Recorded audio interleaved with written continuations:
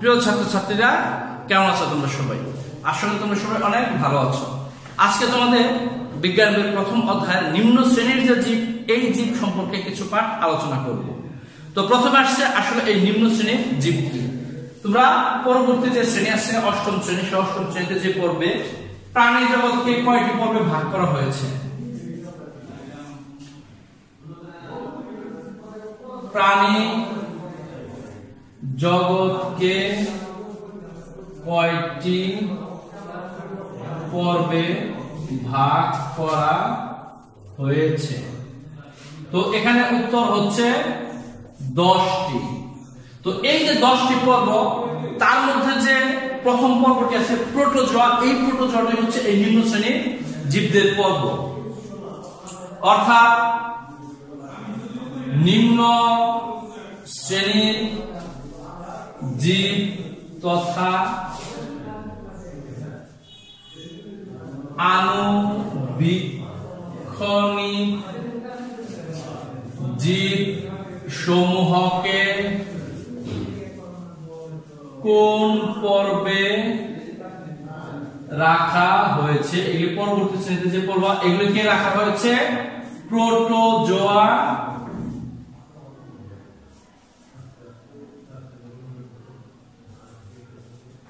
শ্রেণীতে, প্রোটোজোয়া পর্বে। তাহলে এই প্রোটোজোয়া পর্বের অন্তর্ভুক্ত হচ্ছে এই নিম্ন শ্রেণীর জীবসমূহ যারা এককোষী, তারা এই নিম্ন শ্রেণীর জীব। আর এই নিম্ন শ্রেণীর জীবদের বংশবিস্তার বিভিন্ন রকমের হতে পারে, স্পোরের মাধ্যমে, তারপরে এদের যে কোষ বিভাজন আছে সেই কোষ বিভাজনে, অ্যামাইটোসিস কোষ বিভাজন, এগুলো অষ্টম শ্রেণীতে যে পড়বে। আজকে আমরা এর কিছু পাঠ আছে তোমাদের অণুজীব জগৎ, সেই অণুজীব জগৎকে কয়টি আসলে রাজ্যে বা জগতে ভাগ করা হয়েছে সেই সম্বন্ধে আমরা জানবো। কোন কোন বিজ্ঞানী এগুলো নিয়ে কাজ করেছে সেই সম্বন্ধে জানবো। আর এই অণুজীব জগৎ বলতে আসলে কি বোঝে সেটি সম্পর্কে আমরা জানবো। তো আরেকটা প্রশ্ন লিখে দিচ্ছি, আমরা যে পড়বো অণুজীব জগৎ, এই অণুজীব জগৎ বলতে আসলে কি বোঝায় সেই সম্পর্কে আমরা প্রথমে একটু জেনে নিচ্ছি। অণুজীব জগৎ হচ্ছে যে সকল জীবগুলি আসলে এককোষী, সেটি প্রাণী হতে পারে, উদ্ভিদ হতে পারে, ভাইরাস, ব্যাকটেরিয়া, ছত্রাক ইত্যাদি অতি আণুবীক্ষণ যে প্রাণী সমূহ রয়েছে তাদেরকে নিয়ে যে জগৎটি গঠিত তাকে আসলে এই অণুজীব জগৎ হিসেবে বলা হচ্ছে। তো আমরা এখন পড়বো যে অণুজীব জগৎকে আসলে কয়টি জগতে ভাগ করা হয়েছে।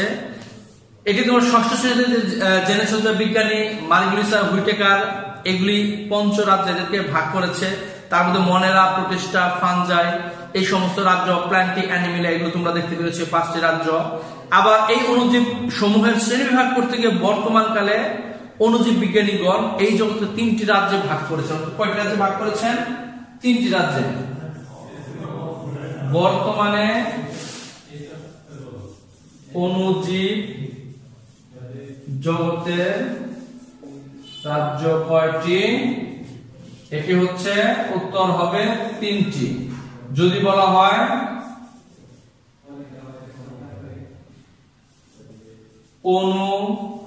অণুজীব জগতের রাজ্যগুলোর নাম লিখো, তখন আমাদের এই নামগুলি লিখতে হবে অ্যাকারিওটা, প্রোকারিওটা এবং ইউক্যারিওটা। তাহলে এই অ্যাকারিওটা, প্রোকারিওটা এবং ইউক্যারিওটা, এই যে আমরা 3টি বিষয় পড়লাম, এটি আসলে কিসের উপর নির্ভর করে তৈরি করা হয়েছে? আসলে এদেরকে আমরা জানি জীবদেহের গঠন এবং কাজের এককে কোষ বলা হয়। এই কোষের উপর ভিত্তি করে আসলে এদেরকে ভাগ করা হয়েছে। অর্থাৎ আদিকোষী প্রাণী, প্রকৃতকোষী প্রাণী বা নিউক্লিয়াস যুক্ত যে সমস্ত প্রাণীগুলি আছে বা উদ্ভিদগুলি আছে বা জীবগুলি আছে, তাদের এই নিউক্লিয়াসের বৈশিষ্ট্যের উপর ভিত্তি করে আলাদা করা হয়েছে। এবং এই সমস্ত যে আমরা নাম পড়লাম অ্যাকারিওটা, প্রোকারিওটা এবং ইউক্যারিওটা, এই সমস্ত রাজ্যের যে সকল প্রাণীগুলি আছে তাদের উদাহরণগুলি আমাদের মুখস্থ করতে হবে। তো প্রথমে দেখে নিচ্ছি আমাদের কি কি রয়েছে। অ্যাকারিওটা বা অকোষীয় প্রাণী, অর্থাৎ এদের কোষগুলি সুগঠিত না। আমরা এগুলির বর্ণনাটা পড়ে নিচ্ছি। আমাদের প্রশ্ন হবে অ্যাকারিওটা বা অকোষীয় প্রাণী বলতে কি বুঝো? তো এসব অণুজীব এত ছোট যে সাধারণত আলোক অণুবীক্ষণ যন্ত্র এদের দেখা যায় না, এদের দেখার জন্য ইলেকট্রনীয় অণুবীক্ষণ যন্ত্রের প্রয়োজন হয়, যেমন ভাইরাস। আমাদের উদাহরণটি লাগবে, ভাইরাস হচ্ছে এই অ্যাকারিওটা রাজ্যের। এরপর আমাদের প্রশ্ন আসতে পারে প্রোকারিওটা বা আদিকোষী বলতে কি বুঝো? প্রোক্যারিওটার আরেকটি নাম হচ্ছে আদিকোষী রাজ্য বা আদিকোষী প্রাণী, অর্থাৎ যে সমস্ত অণুজীবের কোষের কেন্দ্রিকা সুগঠিত নয় তারাই এই রাজ্যের সদস্য। সুগঠিত কেন্দ্রিকা না থাকায় এদের কোষকে আদিকোষ বলা হয়। অর্থাৎ আমরা জেনে নিলাম ইতিপূর্বে যে কিছু আছে যাদের কোষটি এতই ছোট, যাদের দেখা যায় না, এদেরকে সাধারণত অকোষীয় বলা হয়, আর অতি আণুবীক্ষণিক যন্ত্র দ্বারা এদেরকে দেখতে হয়। এরপর আমরা বলবো আদিকোষ, অর্থাৎ এদের কোষের কেন্দ্রিকাটি সুগঠিত নয়, তাদেরকে এই রাজ্যে ফেলা হয়েছে। উদাহরণ হিসেবে আমরা বলতে পারি ব্যাকটেরিয়া। ব্যাকটেরিয়া হচ্ছে এই প্রোক্যারিওটা বা আদিকোষী রাজ্যের অন্তর্ভুক্ত বা অন্তর্গত প্রাণী। তো এরপর আমরা জানতে পারলাম যে অণুজীব জগতের পরবর্তী যে ধাপটি রয়েছে ইউক্যারিওটা। এই ইউক্যারিওটা রাজ্য বলতে আসলে কি বুঝো? এটি হচ্ছে মূলত প্রকৃতকোষী যে সমস্ত জীবগুলি রয়েছে তাদেরকে এই প্রোক্যারিওটা রাজ্যে ফেলা হয়েছে।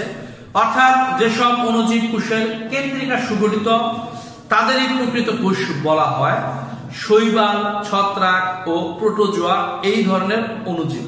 তো আমরা ইতিপূর্বে দেখেছি যে এই যে দেখা হয়েছে প্রোটোজোয়া, 10টি পর্বের মধ্যে প্রোটোজোয়া পর্বের আসলে নিম্ন শ্রেণীদেরকে রাখা হয়েছে। তো প্রোটোজোয়া যেগুলো আসলে একটু উন্নত শ্রেণীর, অর্থাৎ প্রকৃত নিউক্লিয়াসযুক্ত যে সমস্ত প্রাণীগুলো তাদেরকে এই ইউক্যারিওটাতে রাখা হয়েছে। প্রোটোজোয়া পর্বের ইউক্যারিওটা রাজ্যে রাখা হয়েছে। তো আমাদের যে পরবর্তী টপিকটি রয়েছে, এই পরবর্তী টপিকটি আমরা পড়বো ভাইরাস এবং ব্যাকটেরিয়া। তো আমাদের প্রথম প্রশ্নে আসে এই ভাইরাস কাকে বলা হয় বা ভাইরাস কি? আমরা জানি যে ভাইরাস এককোষীয় প্রাণী বা আদিকোষীয় প্রাণী। তো এদের যখন অন্য জীবের উপর থাকে তখন এরা আসলে জীবন ধারণ করতে পারে, অর্থাৎ অন্য জীবের উপর এরা নির্ভরশীল হয়ে থাকে। তো ভাইরাস, রিকেটস, ছত্রাক, ব্যাকটেরিয়া, শৈবাল ইত্যাদি প্রোটোজোয়া এই ধরনের অণুজীব আমাদের পরিবেশে ছড়িয়ে ছিটে থাকে।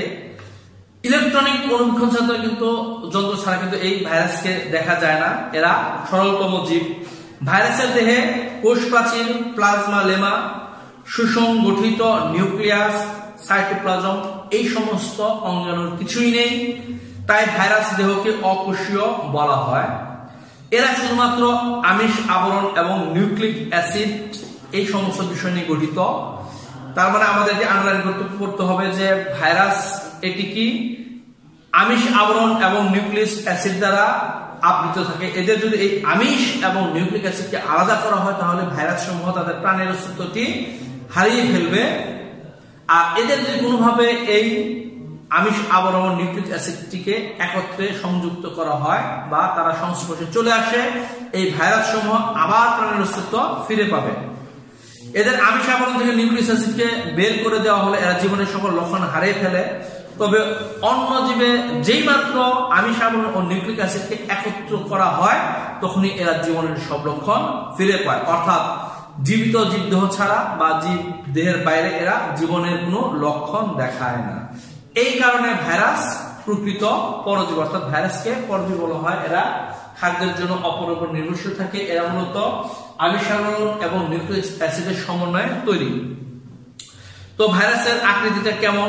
ভাইরাস গোলাকার, দণ্ডাকার, ব্যঙ্গাচির ন্যায় ও পাউরুটির ন্যায় হতে পারে। ভাইরাস মানবদেহে বসন্ত, হাম, সর্দি, ইনফ্লুয়েঞ্জা ইত্যাদি রোগ সৃষ্টি করতে পারে। ধানের যে টুমরুক, এটি আনলাইন করতে হবে। ধানের টুমরু রোগ আর তামাকের মোজাইক রোগের জন্য ভাইরাস দায়ী, অর্থাৎ ভাইরাসের কারণে এই ধানের টুমরু রোগ হয় এবং তামাকের মোজাইক রোগ হয়। আর মানুষের বসন্ত, হাম, সর্দি ইত্যাদি বায়ুবাহিত রোগ হয়। তারপরে আমাদের বায়ুবাহিত রোগগুলি কি এই নামগুলি জানতে হবে, বসন্ত, হাম, সর্দি। আর ভাইরাস মানবদেহে কি ধরনের রোগ সৃষ্টি করে? বসন্ত, হাম, সর্দি, ইনফ্লুয়েঞ্জা ইত্যাদি। আর ধানের হয় টুমরু রোগ, তামাকের হয় মোজাইক রোগ। এগুলো আমাদের জানতে হবে। তো পরবর্তীতে আসছে আমাদের প্রশ্ন, ব্যাকটেরিয়া কি?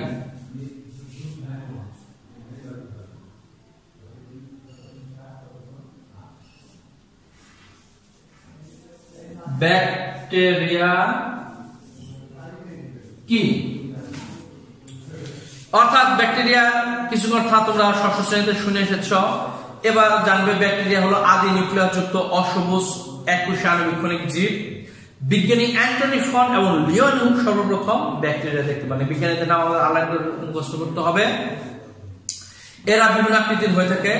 এদের কোষটা গোলাকার হয়ে থাকে, দণ্ডাকার হয়ে থাকে, কম আকৃতির হয়ে থাকে, পেঁচানো ইত্যাদি নানা ধরনের হয়ে থাকে। দেহের আকার আকৃতির ভিত্তিতে এদেরকে শ্রেণীবদ্ধ করা হয়েছে, যেমন কক্কাস। কোন কোন ব্যাকটেরিয়ার কোষের আকৃতি গোলাকার, এই গোলাকার আকৃতির ব্যাকটেরিয়াদেরকে কক্কাস বলা হয়। এরা এককভাবে অথবা দলবদ্ধভাবে থাকতে পারে, যেমন নিউমোনিয়া রোগ সৃষ্টিকারী ব্যাকটেরিয়ারা। এর পরবর্তীতে আছে ব্যাসিলাস। এরা দেখতে লম্বা দণ্ডের ন্যায়, ধনুষ্টঙ্কার, রক্ত আমাশয় ইত্যাদি রূপ এরা সৃষ্টি করে। তার মানে ব্যাসিলাস যে ব্যাকটেরিয়া, এর কারণে ধনুষ্টঙ্কার এবং রক্ত আমাশয় হয়ে থাকে। কমা, এরা বাঁকা দণ্ডের ন্যায় আকৃতির ব্যাকটেরিয়া। মানুষের কলেরা রোগ এই ব্যাকটেরিয়ার কারণে হয়। কলেরা রোগ হয় কিসের কারণে? কমা যে ব্যাকটেরিয়া আছে এর কারণে হয়। স্পাইরিলাম, এই ধরনের ব্যাকটেরিয়ার আকৃতি পেঁচানো, পেঁচানো আকৃতির ব্যাকটেরিয়াকে স্পাইরিলাম বলা হয়। তো এখন আমরা জানবো ব্যাকটেরিয়ার উপকারিতা। পরবর্তীতে প্রশ্নটি আর বিষয়টি হচ্ছে ব্যাকটেরিয়ার উপকারিতা লেখো।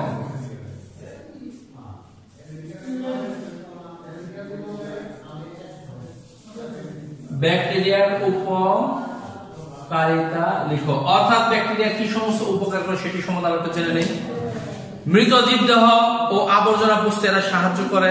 একমাত্র ব্যাকটেরিয়াই প্রকৃতি থেকে মাটিতে নাইট্রোজেন সংবহন করে, কিন্তু খুব গুরুত্বপূর্ণ একটি প্রশ্ন। পাট থেকে আঁশ ছাড়াতে ব্যাকটেরিয়া সাহায্য করে। দই তৈরি করতেও এই ব্যাকটেরিয়ার সাহায্য নিতে হয়।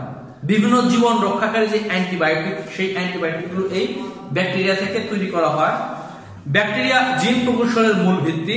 কিছু কিছু ক্ষেত্রে জীবের কাঙ্ক্ষিত বৈশিষ্ট্য পাওয়ার জন্য জিনগত যে পরিবর্তন, সেই পরিবর্তনের কাজে ব্যাকটেরিয়াকে ব্যবহার করা হয়। তো আমরা ভাইরাস এবং ব্যাকটেরিয়া সম্বন্ধে জানলাম। তো আশা করি ক্লাসে অনেক ভালো বুঝতে পেরেছ। পরবর্তী ক্লাসে আমরা এই সমস্ত প্রাণীগুলো আছে, ছত্রাক, শৈবাল, অ্যামিবা, এই সকল বিষয় নিয়ে আলোচনা করবো। এরা আবার জীবদেহে কি ধরনের উপকার করে, অপকারিতা করে, কি ধরনের রোগ সৃষ্টি করে সে সম্বন্ধে জানবো। এদের প্রয়োজনীয়তা, স্বাস্থ্য ঝুঁকি এবং এদের রোগ থেকে প্রতিকার পাওয়ার উপায় এই সম্বন্ধে আমরা জানবো।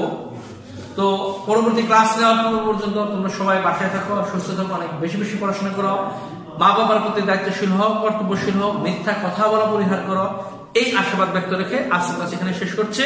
ধন্যবাদ সবাইকে।